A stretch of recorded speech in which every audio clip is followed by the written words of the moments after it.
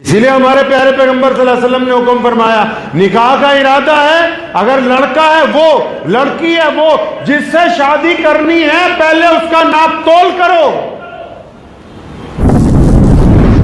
اللہ اکبر۔ یہ تو اکثر آپ نے سنا ہوگا کہ ہم کہتے ہیں کہ ماں باپ کا احترام کرو۔ اللہ تبارک و تعالیٰ کا حکم ہے قرآن پاک میں کہ ماں باپ کے سامنے اونچے الفاظ میں گفتگو نہ کی جائے۔ پیارے پیغمبر صلی اللہ علیہ وسلم نے فرمایا، ماں کے پیروں کے نیچے جنت ہے، باپ جنت کا دروازہ ہے۔ اسی درمیان کچھ لوگوں نے مجھ سے یہ پوچھا کہ اولاد کے بھی کچھ حقوق ہیں کہ نہیں؟ یہ بات تو ٹھیک ہے، اس میں کوئی دو رائے نہیں ہے، کوئی اعتراض نہیں کیا جا سکتا کہ ماں باپ کا درجہ اللہ اور اس کے رسول صلی اللہ علیہ وسلم کے بعد سب سے بلند ہے اور ان کا احترام لازم ہے، ان کے آگے زبان درازی نہیں کی جا سکتی۔ لیکن دوسرے پہلو پر، تصویر کے دوسرے رخ پر ماں باپ کے اوپر کیا ذمہ داریاں عائد ہوتی ہیں؟ یہ تو نہیں ہو سکتا کہ صرف ماں باپ کے احترام کی بات کی گئی ہو پھر اولاد کی بات نہ کی گئی۔ تو پیارے پیغمبر حضرت محمد صلی اللہ علیہ وسلم نے فرمایا ہے، صحیح بخاری کی حدیث ہے، فرمایا ایک باپ کا اپنی اولاد کے لیے سب سے بہترین تحفہ یہ ہے کہ وہ اس کی بہترین تربیت کرے۔ پھر نبی علیہ الصلوۃ والسلام نے فرمایا کہ ماں باپ پر لازم ہے کہ وہ اپنی اولاد کو عزت دیں، ان کا بھی اکرام کیا کریں، احترام کیا کریں۔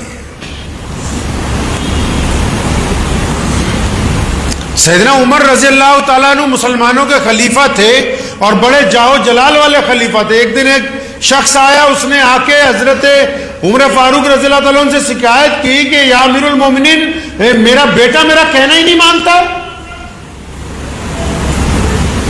عمر رضی اللہ تعالیٰ عنہ بڑے حیران ہوئے۔ وہ قرون اولا کا دور تھا، بہترین انسانوں کا دور تھا۔ اس دور میں تو یہ تصور ہی نہیں کیا جا سکتا تھا کہ کیا کوئی ایسا بیٹا بھی ہوگا کہ وہ جو اپنے باپ کا کہنا نہ مانے۔ یہ تو آج کل کا دور ہے نا، یہاں عام بات ہے۔ یہاں اگر کوئی کسی کو جا کے کہے کہ جی میری اولاد میرا کہنا نہیں مانتی ہو، تو کہے گا گھر گھر کا رونا ہے جی، ہر ایک گھر کا یہی رونا ہے۔ لیکن اس دور میں تو یہ حیرت کی بات تھی کہ ایک بندہ آ کے شکایت کرے کہ یا امیر المومنین میرا بیٹا میرا کہنا نہیں مانتا۔ وہ حیرت زدہ ہوئے، اچھا ایسا بھی کوئی بیٹا ہے جو اپنے باپ کا کہنا نہ مانتا ہو، بلاؤ اس کو۔ تو اس کو فوراً دربار پہ پیش کیا گیا۔ حضرت عمر رضی اللہ تعالیٰ عنہ بڑے جاہ و جلال والے خلیفہ تھے، ان کے سامنے کوئی دم نہیں مار سکتا تھا۔ انہوں نے بیٹے کو پوچھا اس بندے کے کہ ہاں اپنے بیٹے تیرے باپ نے شکایت دی ہے کہ تم اپنے باپ کی کہنا نہیں مانتے ہو؟ تو بڑی بے باکی سے کہنے لگا، ہاں جی بالکل، میرے باپ کی شکایت بالکل درست ہے، صحیح کہہ رہے ہیں ابا جی کہ میں ان کا کہنا نہیں مانتا ہوں۔ عمر رضی اللہ تعالیٰ بڑے حیران ہوئے کہ اچھا تم اپنا جرم بھی قبول کرتے ہو کہ یہ تم اپنے باپ کا کہنا نہیں مانتا؟ کہنا ہاں جی بالکل، میں تو قبول کرنے کے لیے تیار ہوں کہ میں ان کا کہنا نہیں مانتا۔ بڑی حیرانی ہوئی۔ عمر رضی اللہ تعالیٰ عنہ بڑے عدل والے تھے، انصاف والے تھے، معاملے کی طے کو سمجھ گئے۔ اس بچے کو بٹھایا، پوچھا کیا بات ہے؟ تو اس نے کہا، یا امیر المومنین کیا اولاد کے ماں باپ پر کوئی حق نہیں ہے؟ کیا اولاد کا کوئی حق نہیں بنتا اپنے ماں باپ پر؟ اللہ تعالیٰ نے قرآن پاک میں دو نعمتوں کا ذکر کیا جن کو نعمت اولا کہا گیا، دنیا کی بہترین نعمتیں جن کو کہا گیا۔ کون سی؟ تو ایک اولاد، دوسری مال۔ یہ دو ایسی نعمتیں ہیں کہ جن کا کوئی مثال نہیں ہے، ایک اولاد اور دوسرا مال، ان کا کوئی نعم البدل نہیں ہے۔ تو پوچھا کیا بات ہے؟ ہاں بالکل، حکم ہوا کہ پیارے پیغمبر صلی اللہ علیہ وسلم نے تو حکم فرمایا کہ اولاد کے اوپر اولاد کے ماں باپ پر 3 حق ہیں. کون سے یا امیر المومنین؟ فرمایا پیارے پیغمبر علیہ الصلوۃ والسلام فرماتے ہیں کہ جب نکاح کرنا ہو، جب کوئی نوجوان نکاح کرنے کی نیت کر لے. اچھا نکاح کیوں کرتے ہیں بتائیے بھائی؟ نکاح کیوں کیا جاتا ہے؟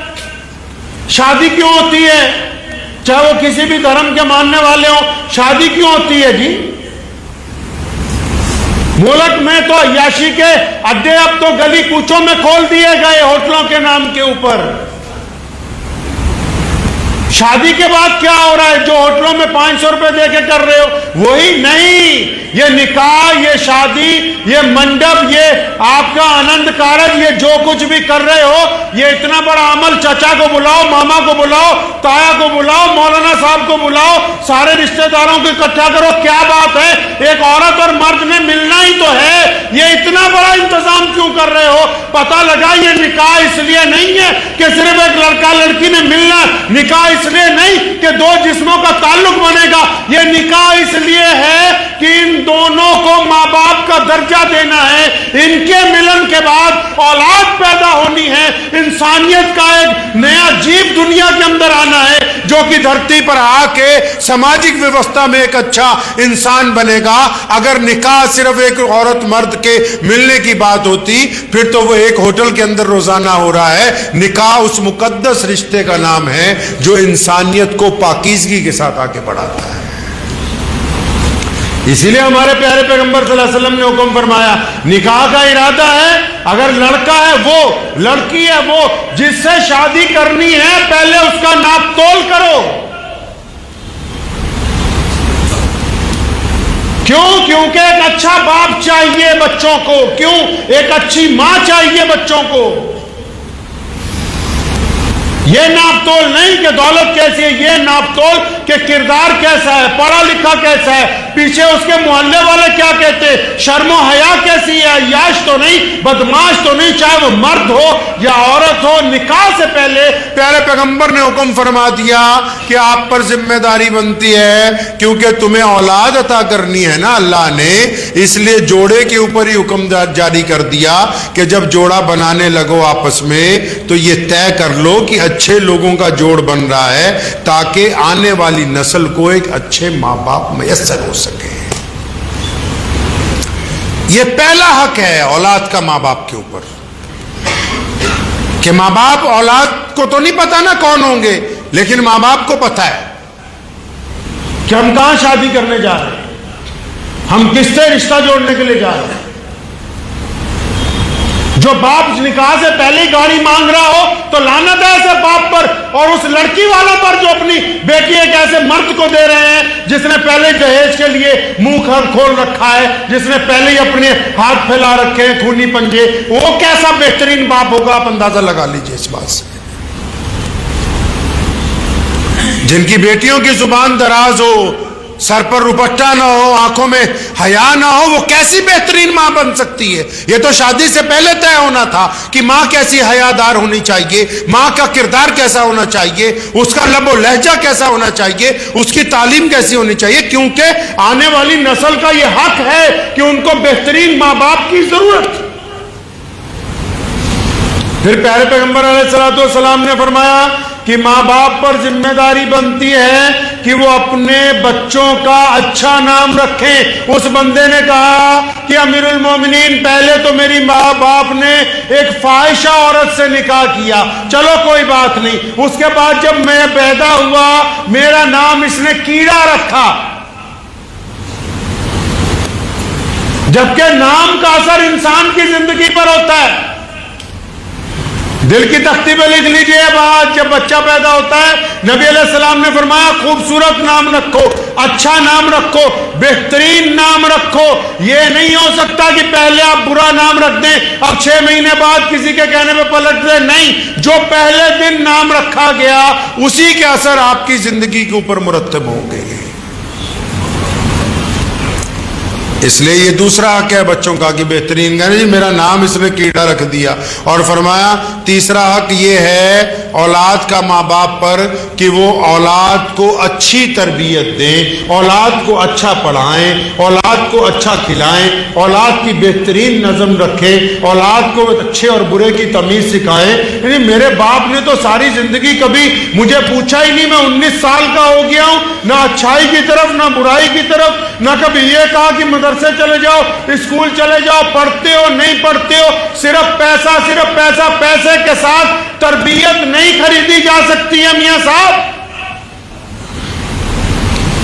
یہ پہلا موقع ہے کہ امیر المومنین سیدنا عمر بن خطاب رضی اللہ تعالیٰ عنہ نے ایک باپ کے اوپر ناراضگی کا اظہار کیا اور فرمایا تو کیسا باپ ہے کہ تو نے اپنی اولاد کا مستقبل تباہ کر دیا, اور پھر اگر ہوگا کیوں نہیں ایسے.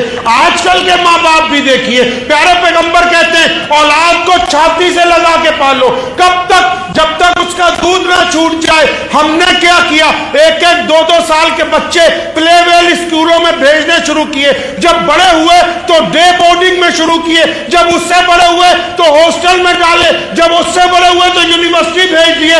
اب وہ جب پڑھ لکھ کے آئے ہیں انہوں نے پہلے تمہیں اولڈ ہوم بھیجا ہے, کیونکہ تم نے ان کو جگر کے ساتھ لگا کے نہیں پالا, تم نے صرف ان کو دولت کے بل کے اوپر پالا ہے. مجھے امید ہے کہ آپ کو یہ ویڈیو پسند آئی ہوگی. اگر پسند آئی ہو تو یہ آپ اپنے دوستوں کے ساتھ شیئر کریں اور اس چینل کو سبسکرائب ضرور کریں.